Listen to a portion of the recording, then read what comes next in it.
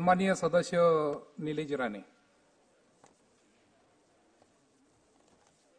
अध्यक्ष महोदय, मी आपला आभारी आहे। आपण मला राज्यपालांच्या अभिभाषणाच्या समर्थनासाठी बोलण्याची संधी दिली, त्याबद्दल मी मनापासून आपला आभारी आहे। राज्यपालांनी त्यांच्या अभिभाषणामध्ये अनेक महत्त्वाचे मुद्दे मांडले आणि ते मांडत असताना त्या मुद्द्यांवरती अधिक लक्ष देणं गरजेचं आहे। औद्योगिकरणाला पाठबळ देण्यासाठी, प्रोत्साहन देण्यासाठी 5,000 कोटीची तरतूद करण्यात आली आहे असं अभिभाषणामध्ये उल्लेख आहे।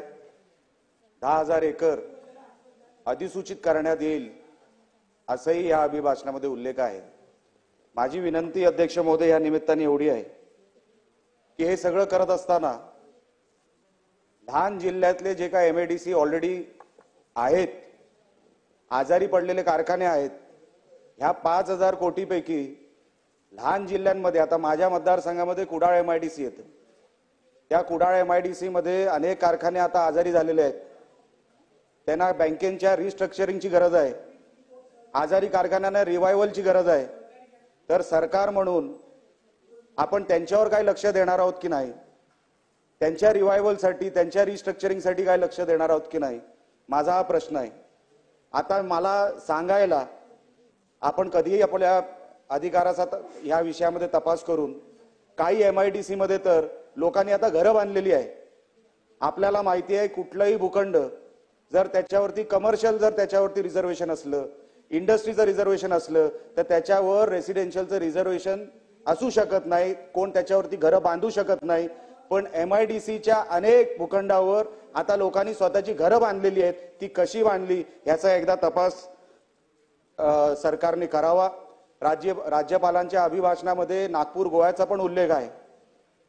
नागपूर गोवा महामार्ग हा जवळपास 80,000 कोटीच्या माध्यमातून तरतूद होईल असं अभिभाषणामध्ये उल्लेख देखील केलेला आहे। त्याच्या बाजूलाच तिथूनच इंटरसेक्ट जो काय होतो तो मुंबई गोवा महामार्ग होतो। अध्यक्ष महोदय, मला आपल्या निमित्ताने सरकारला हे विचारायचं आहे की आमचा मुंबई गोवा महामार्ग हा कधी होणार आहे।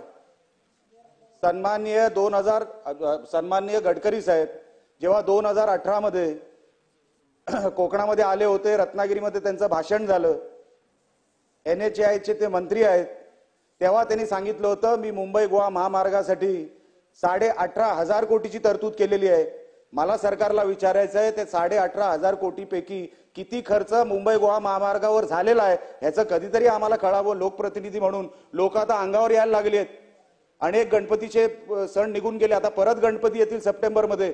आम्ही लोकांना काय उत्तर देणार आहोत? आपण मोठमोठे महामार्ग बांधतोय, नागपूर गोवा महामार्ग म्हणजे कुठल्या कुठे किती किलोमीटर झाले, पण मुंबई गोवा जिथे सिंधुदुर्गाचा महामार्ग पूर्ण झालेला आहे, रायगडचा बऱ्या प्रमाणात पूर्ण झालेला आहे, पण रत्नागिरीचा 100-150 किलोमीटरचा जो पॅच आहे तो का पूर्ण होत नाही हे आम्हाला कधीतरी सांगणं सरकारने गरजेचं आहे। लवकरात लवकर ते सांगावं, कारण का त्याचबरोबर अभिभाषणामध्ये याचाही उल्लेख आहे की आम्ही अनेक किलोमीटर हे क्वालिटीचे रस्ते देऊ। कोकणामध्ये 4,000 सरासरी मिलीमीटरचा पाऊस पडतो। अध्यक्ष महोदय, जिथे 4,000 सरासरी मिलीमीटरचा पाऊस पडतो, मला एक आपल्याला विचारायचं आहे, जिथे 3 इंचाचा पाऊस पडतो आणि जिथे 4,000 मिलीमीटरचा सरासरी पाऊस पडतो, त्या रस्त्याची आपण काय अवस्था करतोय, पावसामुळे ती काय अवस्था होतोय ह्याचा कधीतरी आपण ऑडिट करणार आहोत की नाही, तपास करणार आहोत की नाही।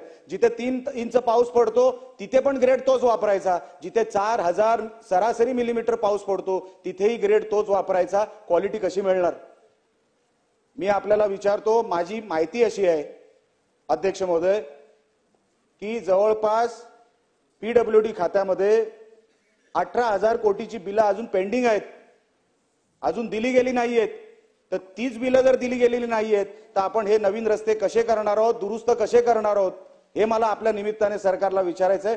ह्याची कधीतरी आम्ही साहेब जिथे 4000 मिलीमीटर पाऊस पडतो मेंटेनन्सचा पैसा मिळत नाही. एक काळ होता 2014च्या पूर्वी मेंटेनन्सचा पैसा मिळायचा. आता कोकणाला मेंटेनन्स साधाही पैसा मिळत नाही, कवडीही मिळत नाही. ही कधीतरी मिळणार आहे की नाही, जी एका काळात मिळायची आम्हाला कधीतरी मेंटेनन्सचे पैसे मिळणार आहेत का नाही. ते कॉन्क्रीटचे रस्ते जेव्हा होतील तेव्हा होतील, पण मेंटेनन्सचे तरी पैसे आम्हाला कोकणाला आमच्या जिल्ह्यात द्या. कारण का पाऊस हा मोठा निकष आहे कोकणामधला, ह्याला आपण दुर्लक्ष करू शकत नाही. 4000 सरासरी मिलीमीटर पाऊस पडणं हे दुर्लक्ष करण्याची बाब नाही. म्हणून मी आपल्या निमित्ताने सरकारला हे निवेदन करत आहे, मागणी करत आहे. साहेब, राज्यपालांच्या अभिभाषणामध्ये नगर उत्थान आणि नगर उत्थानला कसं नगर उत्थान ह्याच्यामध्ये काम करतंय, अभिनंदन आहे सरकारचं, मी अभिनंदन करतो. पण माझी विनंती अशी आहे, आमच्या कोकणामध्ये लहान लहान शहर आहे पण टुरिझमचा फुटफॉल मोठा आहे. टुरिझमचा फुटफॉल जेवढी आमची लोकसंख्या आहे तेवढे त्याच्याहून जास्त आमच्याकडे टुरिस्ट येतात.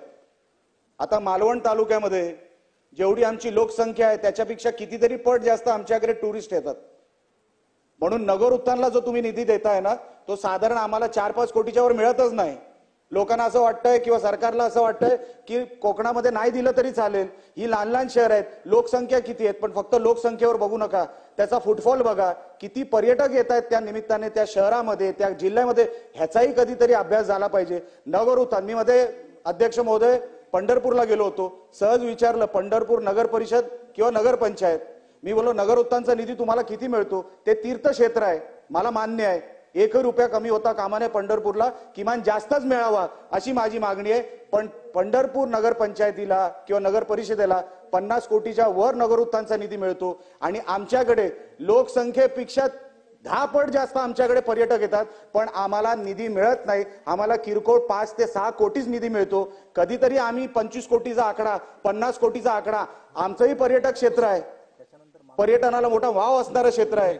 आम्हाला कधीतरी नगर उत्थान नगर विकास खात्यातून मी विनंती करतोय सरकारला आपल्या माध्यमातून अध्यक्ष महोदय, नगर उत्थानचा हा कोकणाला मिळणारा निधी हा नगण्य आहे, तो कृपया करून किमान 25-25 कोटी या नगर पंचायतींना या नगर परिषदांना मिळावा अशी मी मागणी आपल्या निमित्ताने सरकारकडे करत आहे. गाळ काढण्याचा विषय अभिभाषणामध्ये आहे, पण अभिभाषणामध्ये गाळमुक्त धरण आणि गाळयुक्त शिवार अशी ती योजना आहे. माझी विनंती सरकारला आहे, परत मी पावसाचा उल्लेख करतो, जिथे सरासरी 4000 मिलीमीटर पाऊस पडतो, सह्याद्रीच्या पायथ्याशी असणारी आमची गावं आणि समुद्र आमच्या समोर जवळपास 70-80 किलोमीटरवर आमचा समुद्र आहे. काही तासांमध्ये आमचं हे येणारा पावसाचं पाणी हे समुद्रात जाऊन भेटतं. पूर्ण गाळ जो काय डोंगराचा जो काय खाली येतो तो नुसतं पाणी घेऊन येत नाही, अनेक त्याच्यामध्ये नद्या आमच्या भरून टाकतो, आमची गावं भरून टाकतो. हा गाळ काढण्यासाठी मी आपल्याला विनंती करतोय, कोकणाला एक वेगळा पॅकेज मिळावा. साहेब, वर्ल्ड बँक सुद्धा डिसिल्टिंग या प्रोजेक्टसाठी, अनेक डिसिल्टिंगच्या प्रोजेक्टसाठी वर्ल्ड बँक फायनान्स करते. तर गाळ काढणं कोकणासाठी आता जीवन मरणाचा प्रश्न झालाय. अध्यक्ष महोदय, अनेक गावांमध्ये गाळ एवढा साचतोय की आता अनेक गावं उद्ध्वस्त होतील, अनेक शहरं उद्ध्वस्त होतील. चिपळूणला काय झालं काही वर्षांपूर्वी, काही ह्युमन एररमुळे आणि गाळ तिथे काढलाच गेला नाही. वाशिष्ठी नदी ही भरली, त्या गाळामुळे भरली, तो अनेक वर्ष तो गाळ काढला गेला नाही म्हणून भरली. पूर्ण चिपळूण शहराचं किती नुकसान झालं आपण कुठूनही माहिती काढा. तशीच परिस्थिती काही वर्षांपूर्वी राजापुराची होती, तशीच परिस्थिती काही गावांची आहे, पण ती गावं समोर येऊ शकत नाही कारण का काही कॅमेरे तिकडे पोहोचत नाही, मीडियाचे कॅमेरे पोहोचू शकत नाही, म्हणून गाळ साचतो. ते लोक कुठल्या हलाख्याच्या परिस्थितीमध्ये राहत आहेत. म्हणून माझी सरकारला विनंती आहे, गाळ काढण्यासाठी आपण एक वेगळा निधी कोकणासाठी उपलब्ध करून द्यावा, बजेटमध्ये त्याची तरतूद करावी. कारण का जशा मिठी रिव्हरसाठी आपण डिसिल्टिंगचा प्रोजेक्ट हाती घेतला, तसंच कोकणाचा गाळ काढण्यासाठी अनेक गावं वर्षोनवर्ष 25-25 वर्ष गाळ काढला गेला नाहीये. हे जर आपण काढला नाही, परत कधी अतिवृष्टी आली आणि कोकण हा जर परत पाण्याखाली गेला तर त्याची जबाबदारी आमच्यावर असेल, लोकप्रतिनिधी म्हणून आमच्यावर असेल. म्हणून मी आपल्याला विनंती करतोय, गाळ हा अतिशय कोकणासाठी महत्वाचा विषय आहे, हे आपण सरकारच्या या निमित्ताने सरकार समोर ठेवावा. दोन शेवटचे मुद्दे सांगतो आणि माझा विषय संपवतो. साहेब, नाशिकमध्ये एक तीर्थक्षेत्र डेव्हलप करण्यात येतंय. रामायणकालीन वारसा जपण्यासाठी एक तीर्थक्षेत्र नाशिकमध्ये तीर्थक्षेत्र डेव्हलप करण्यात येतंय. साहेब, रामायणकालीन वारसा जपण्यासाठी आपण हे करतोय. तर छत्रपती शिवाजी महाराजांनी जो आपल्याला वारसा दिलाय, गड किल्ले दिलेले आहेत, ते आपण कधी जपणार आहोत, त्याचं आपण कधी संरक्षण करणार आहोत. आर्किओलॉजिकल डिपार्टमेंट ऑफ इंडिया हे डिपार्टमेंट भारतात आहे, पण त्या गड किल्ल्यांसाठी किती पैसे पाठवतात याचा कधीतरी या सभागृहाने अभ्यास करावा, कधीतरी या सभागृहाला कळावं. आर्किओलॉजिकल डिपार्टमेंटकडे हे सगळे किल्ले जे आहेत ह्यांना किती पैसे मिळतात, मेंटेनन्स कसं होतं, कोण करतं यांचं मेंटेनन्स. साहेब, सिंधुदुर्ग किल्ला माझ्या मतदारसंघात येतो, नितेश राणेंच्या मतदारसंघामध्ये विजयदुर्ग किल्ला येतो. पाण्याच्या मधोमध असलेले हे किल्ले, तटबंदी तुम्ही जाऊन बघा, एका बाजूनी अनेक बाजूनी ती तटबंदी आता ढासाळत आलेली आहे. आर्किओलॉजिकल डिपार्टमेंट ऑफ इंडियाकडे जेव्हा आम्ही मागणी करतो, आर्किओलॉजिकल डिपार्टमेंट म्हणतो हमारे पास पैसा नाहीये.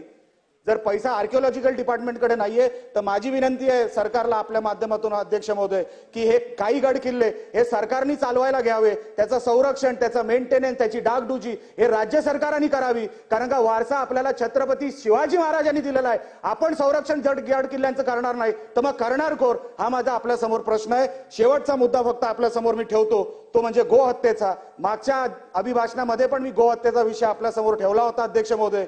गोहत्या रोज महाराष्ट्रामध्ये होत आहेत, कोकणामध्ये होत आहेत. गोहत्या थांबवण्यासाठी आपण काय कायद्याची तरतूद वाढवणार आहे की नाही? बेलेबल ऑफेन्स हा नॉन बेलेबल करणार आहात की नाही? कारण का जोपर्यंत तो बेलेबल ऑफेन्स आहे, हे जे कोण ह्या सगळ्या धंद्यात आहेत हे कधी सुधारणार नाहीत.